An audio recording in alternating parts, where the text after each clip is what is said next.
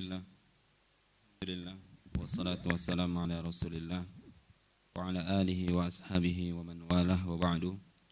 Qala al-musannifu hafidhahullahu ta'ala fi kitabih Al-Lulu' Maknun, khurujur rasuli sallallahu alaihi wasallam ila at-Ta'ifi lamma izdadat wata'atu Quraisyin ala an-nabiy sallallahu alaihi wasallam washtadda adhaha lahu ba'da an sara wahidan bila nasirin yahmihi wa yu'wihi minan nasi wa lamma zahidat Quraisyun fil islami wa ansarafat anhu ra'a Rasulullah sallallahu alaihi wasallam anna ad-da'wata fi Quraisyin lam ta'ud mujriyatan wa bada'a yufakkiru bil khuruji min Makkah ila baladin akhara la'allahu yajidu fihi nasiran wa qabulan wa istihjabatan lima jaa bihi min Allah azza wa jalla.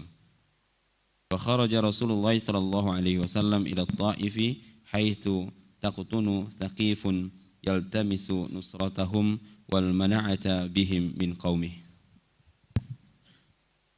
Bismillahirrahmanirrahim. Alhamdulillahi rabbil alamin. Wa sallallahu wa sallama wa baraka ala abdihi wa rasulih Muhammadin wa ala alihi wa sahbihi ajma'in. Amma ba'du.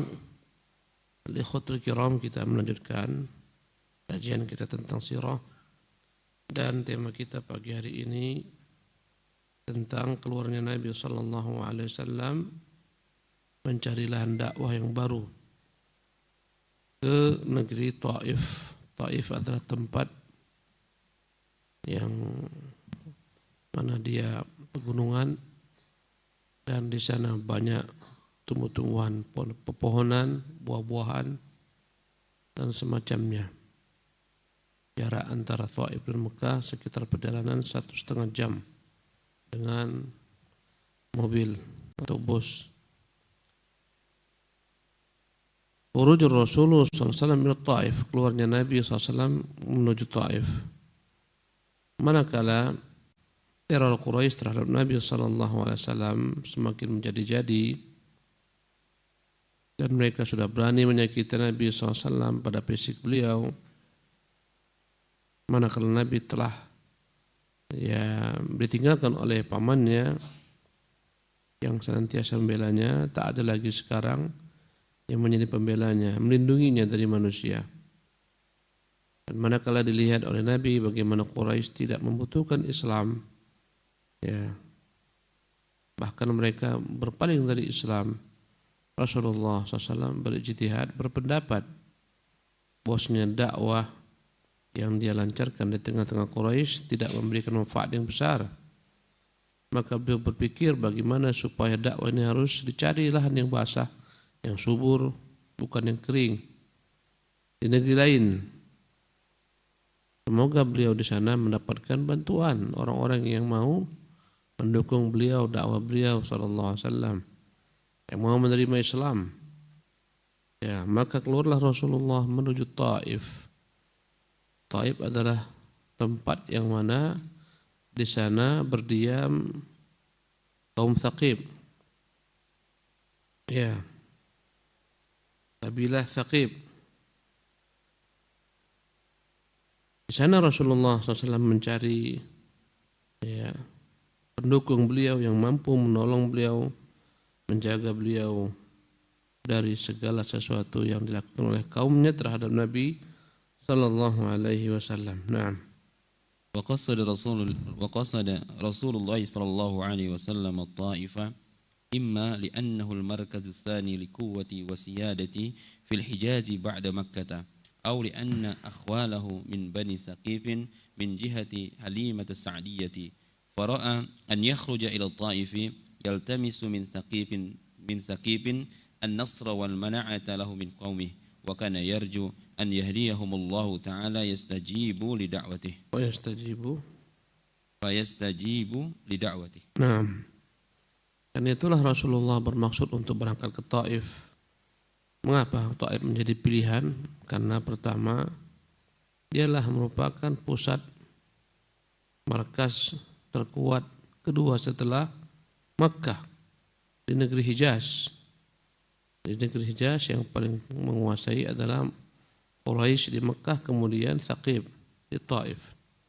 Atau yang kedua sebabnya karena beliau di sana memiliki paman-paman sepersusuan dari arah ibu sepersusuan Nabi SAW, Halimah As-Sa'diyah dari Bani Sa'ad.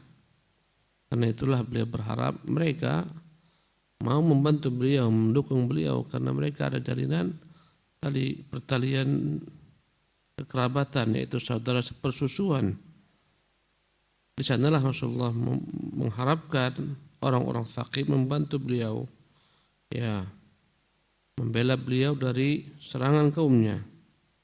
Dan beliau Nabi SAW berharap agar Allah SWT memberi kepada mereka petunjuk, agar Allah Subhanahu Wa Taala membuat mereka mau menerima dakwah Nabi yang mulia sallallahu alaihi wasallam.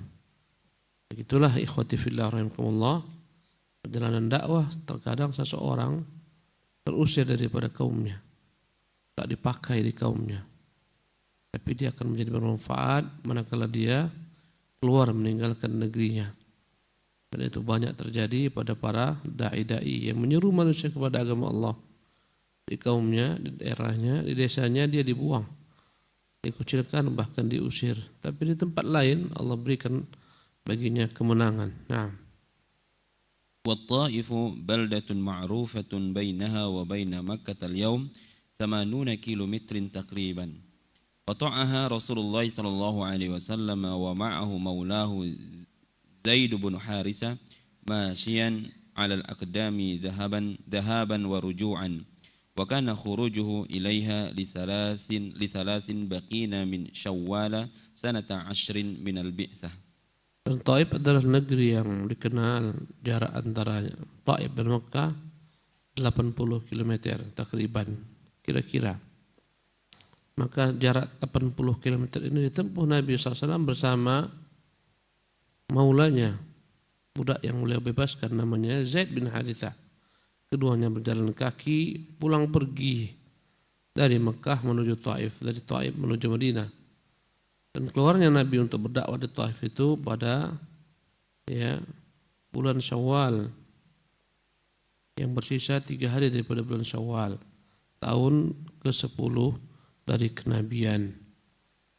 Jadi selama 10 tahun Nabi berdakwah di Mekah, barulah ketika itu dia berpikir untuk mencari lahan dakwah yang lebih subur. Berangkatlah dia meninggalkan Mekah pergi ke Taif. Naam. وصول الرسول صلى الله عليه وسلم إلى الطائف فلما انتهى رسول الله صلى الله عليه وسلم إلى الطائف عمد إلى نفر من ثقيف هم يومئذ سادة ثقيف وأشرافهم وهم إخوة ثلاثة عبد يا ليل ابن عمرو بن عمير ومسعود بن عمرو بن أمير وحبيب بن عمرو بن عمير وعند أحدهم امرأة من قريش من بني جمح فجلس إليهم رسول الله صلى الله عليه وسلم فدعاهم إلى الله وكلمهم بما جاءهم له من نصرته على الإسلام والقيام معه على من خالفه من قومه فقال أحدهم هو يمرت ثياب الكعبة إن كان الله أرسلك وقال الثاني أما وجد الله أحدا يرسله غيرك وقال الثالث والله لا أكلمك أبدا لئن كنت رسولا من الله كما تقول لأنت أعظم خطرا من أن أرد عليك الكلام ولئن كنت تكذب على الله ما ينبغي لأن أكلمك. Maka Rasulullah pun berangkat menuju Taif. Ketibanya di Taif, Nabi mendatangi beberapa orang pemimpin Taif tersebut, yang mana mereka 3 bersaudara. Ya, namanya Abdu ya Layla bin Amr bin Umairah dan Mas'ud bin Amr bin Umair dan Habib bin Amr bin Umair. Ya. Dan di antara 3 orang ini ada salah seorang mereka itu menikahi wanita Quraisy dari suku Jumah. Maka Rasulullah SAW datang kepada mereka, mendakwai mereka kepada Allah, berbicara kepada mereka, menjelaskan apa misi beliau, harapan beliau agar mereka mau menolong Islam, harapan Nabi agar mereka mau bersama-sama Nabi SAW, setia untuk membela beliau daripada kaumnya yang musuhi beliau. Maka salah seorang mereka menjawab perkataan Nabi SAW. Dia sambil menjahit pakaian atau menjahit kain yang disiapkan untuk Ka'bah. Dan dia berkata,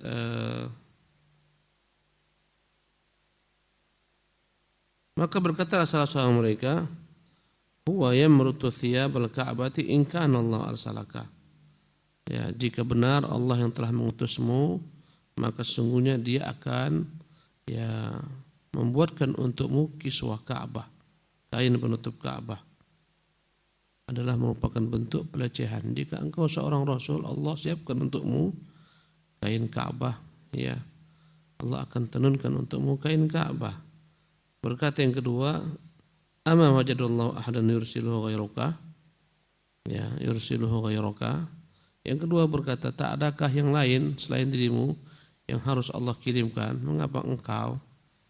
Berkata yang ketiga, demi Allah aku tak akan berbicara kepadamu jika engkau benar seorang Rasul dari Allah Subhanahu wa ta'ala sebagaimana kau katakan, tentulah engkau yang paling berbahaya bagi kami daripada aku harus menjawab salammu. Andai kata engkau berdusta terhadap Allah Subhanahu wa ta'ala, maka lebih layak lagi aku tidak menjawab apa yang kau tanyakan kepadaku. Intinya tiga-tiganya menyepelekan kehadiran Nabi SAW, melecehkan kedatangan Nabi SAW. Naam.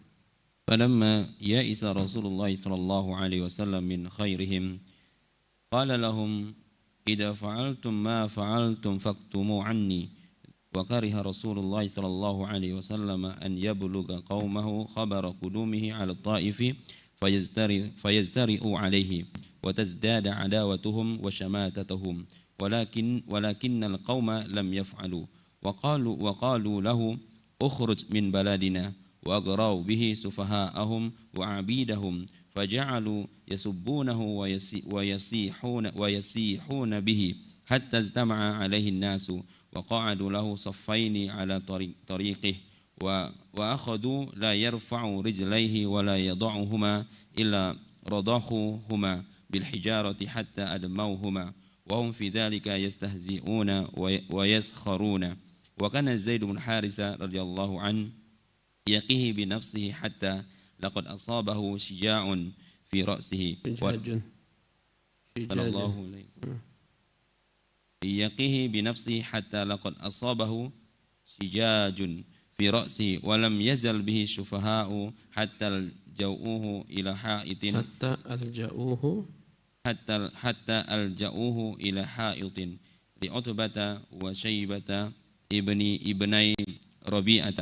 فلما دخل الحائط رجع عنه من كان يتبعه من سفهاء ثقيف وعمد إلى ظل شجرة من عنب فجلس فيه هو وزيد بن حارثة رضي الله عنه. Manakala Nabi berputus asa dari Islamnya tiga tokoh ini, maka Nabi berkata kepada mereka, kalau kalian tidak sudi menerima apa yang kutawarkan kepada kalian ini, maka tolong rahasiakan. Karena Rasulullah SAW tidak ingin hal ini sampai kepada kaum mereka. Kalau sampai kepada mereka kedatangan Nabi SAW ke negeri Taif, mungkin kaum mereka ini akan melakukan berbagai macam tindakan tak senonoh kepada Nabi SAW. Semakin menjadi-jadi kebencian mereka, penghinaan mereka kepada Nabi SAW. Maka Rasul katakan kepada tiga pemimpin tersebut, mohon dirahasiakan, jangan beritahukan kepada kaum kalian.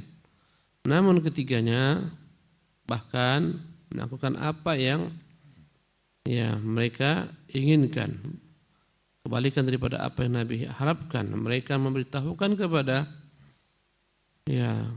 kaum mereka sambil mengusir Nabi, mereka berkata, keluarlah engkau dari negeri kami.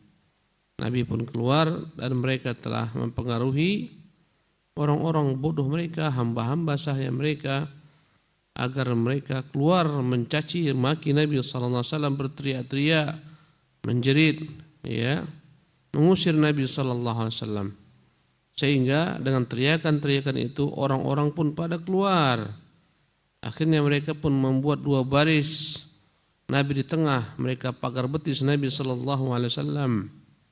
Ya, di jalan-jalan Nabi keluar dan mereka berusaha melempari Nabi sallallahu alaihi wasallam. Manakala Nabi bergerak, mereka akan melempar kaki Nabi sallallahu alaihi wasallam dengan batu-batu hingga berdarah sambil memperolok-olok Nabi sallallahu alaihi wasallam, melecehkan Nabi. Dan adalah maulanya Nabi Zaid bin Haritha, dia sendiri yang berusaha melindungi Nabi sallallahu alaihi wasallam semampunya, sehingga kepalanya harus berdarah terluka kena lemparan batu.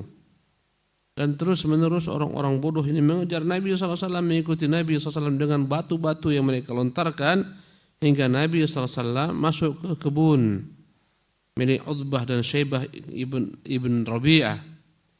Ya, manakala dia masuk ke dalam kebun bersembunyi, barulah ketika itu orang-orang bodoh ini meninggalkan Nabi SAW. Maka Nabi pun mendatangi salah satu pohon, ya, anggur dan berlindung di bawahnya. Di sanalah Nabi SAW duduk bersama maulanya Zaid bin Harithah. Naam.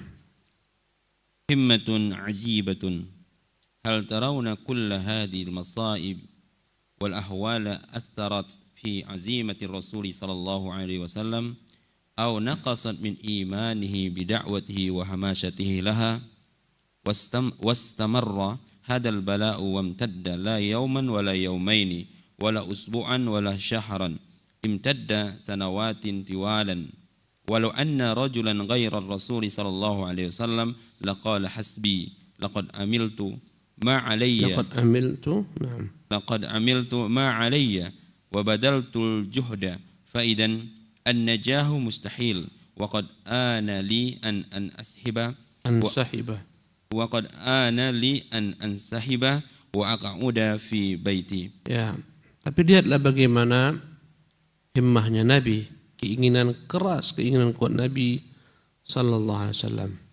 Walaupun musibah yang datang bertubi-tubi menimpa beliau, dampak daripada dakwah beliau sallallahu alaihi wasallam, apakah kiranya ini akan dapat mempengaruhi Nabi dalam berdakwah atau membuat imannya berkurang dengan dakwah tersebut?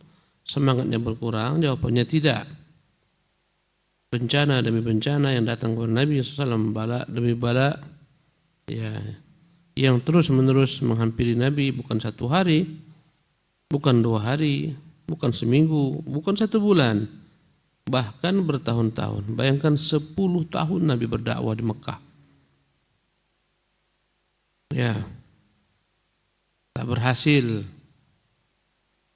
Kalaulah yang berdakwah ini selain Rasulullah SAW, maka akan berkata dia, putus asa, hasbi, cukuplah sampai di sini. Ya, aku telah melakukan apa yang diwajibkan kepadaku. Ya, aku telah bersungguh-sungguh maksimal. Karena mustahil kesuksesan ku peroleh, lebih baik aku berhenti berdakwah. Ya, aku harus tinggalkan dakwah ini, aku kembali ke rumahku. Ini jika selain Nabi SAW, bayangkan 10 tahun makna dakwanya hanya, ya, sedikit sekali yang dapat menerimanya, kebanyakan menolak. Bahkan beliau dilempari sallallahu alaihi wasallam. Naam.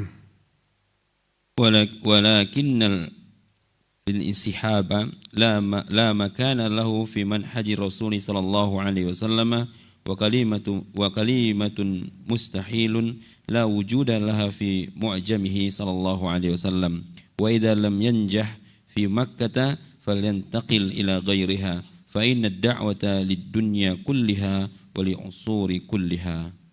Namun tidak ada kata-kata mundur, kata-kata menyerah bagi Nabi SAW dalam metode dakwahnya.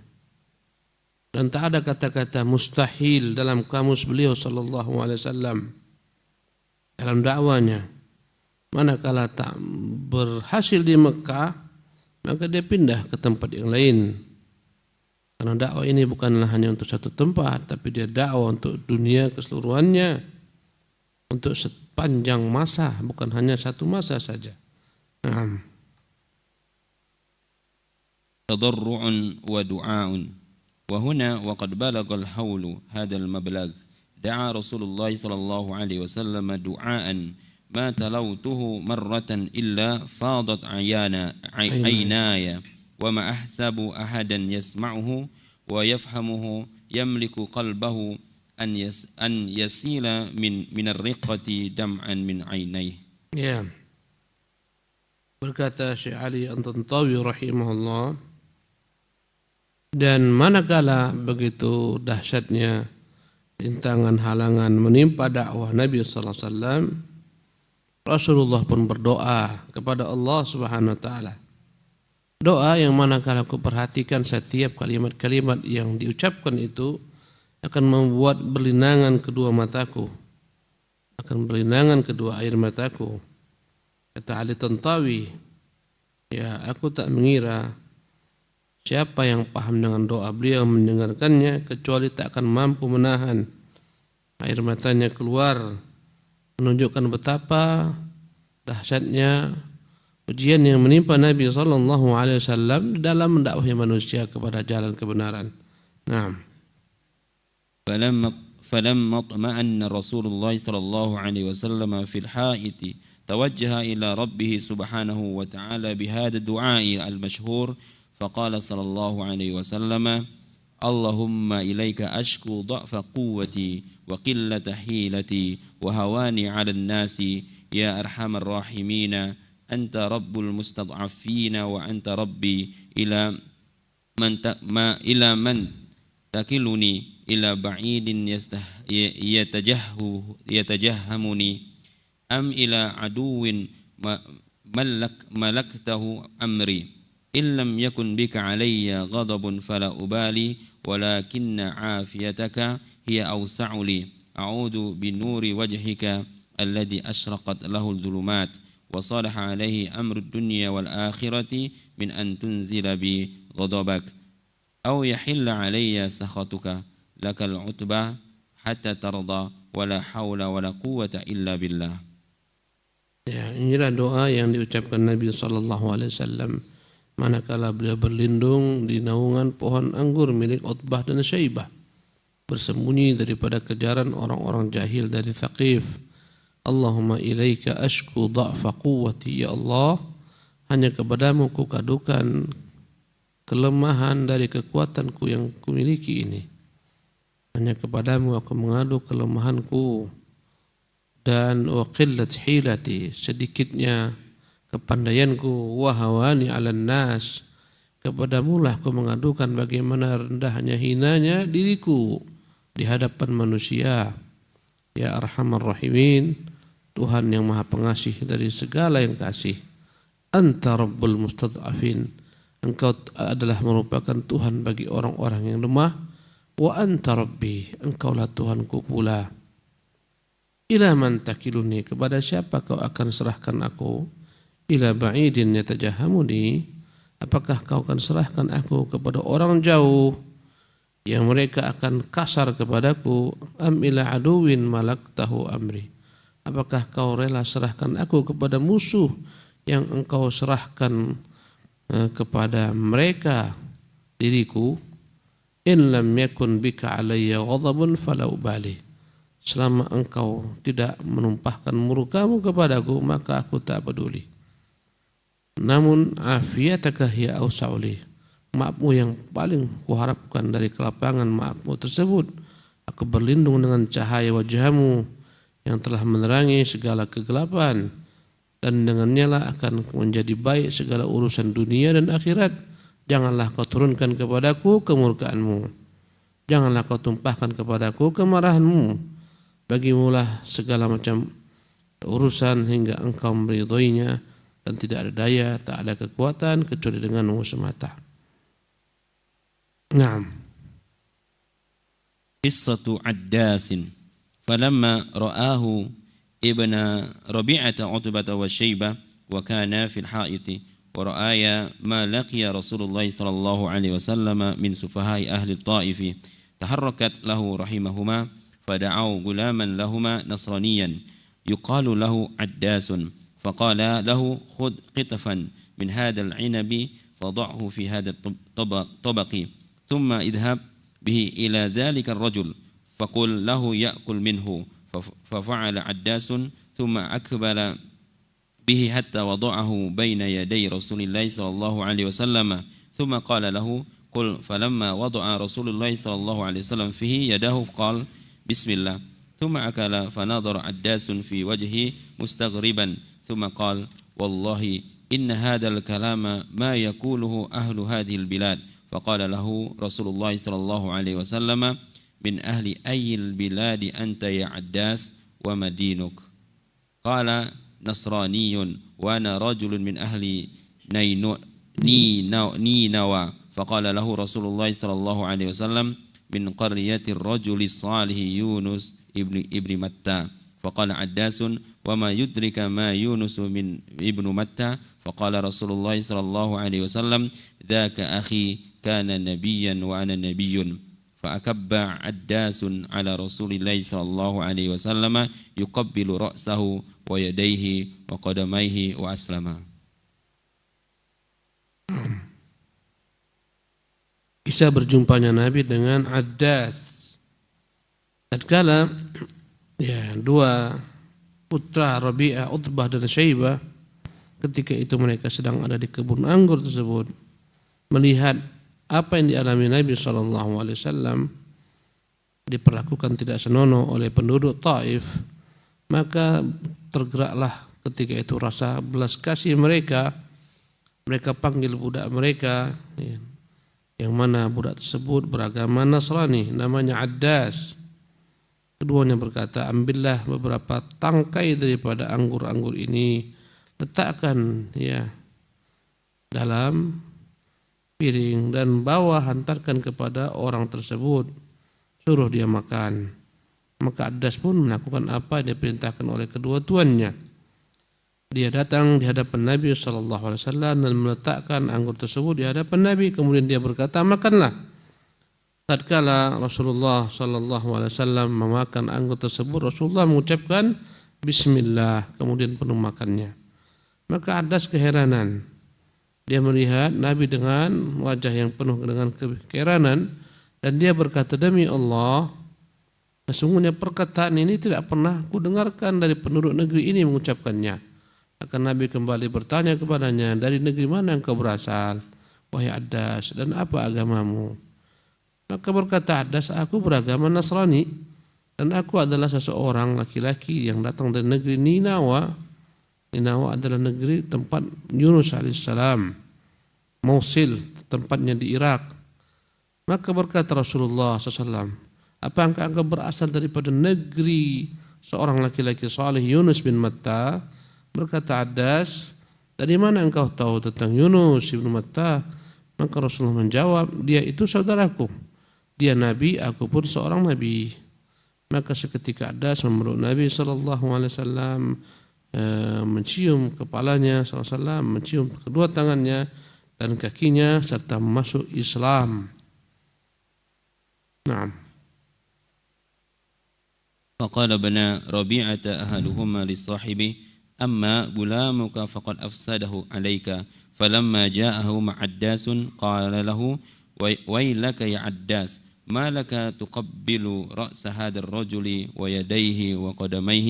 قال يا سيدي ما في الأرض خير من هذا، لقد أخبرني بأمر ما يعلمه إلا النبي. قال له ويحك يا عداس لا يصرفنك عن دينك فإن دينك خير من دينه. Tatkala Ibnu Rabi'ah, Utbah dan Syaibah melihat apa yang dilakukan oleh Addas, budak mereka terhadap Nabi sallallahu alaihi wasallam, maka berkatalah yang satu dengan lain, sungguh Muhammad telah merusak budakmu. Maka manakala Addas datang kepada keduanya, berkata keduanya kepada Addas, celakalah engkau Addas. Mengapa kau perlakukan orang tersebut? Kau peluk dia, kau cium kakinya, kau cium tangannya, kepalanya.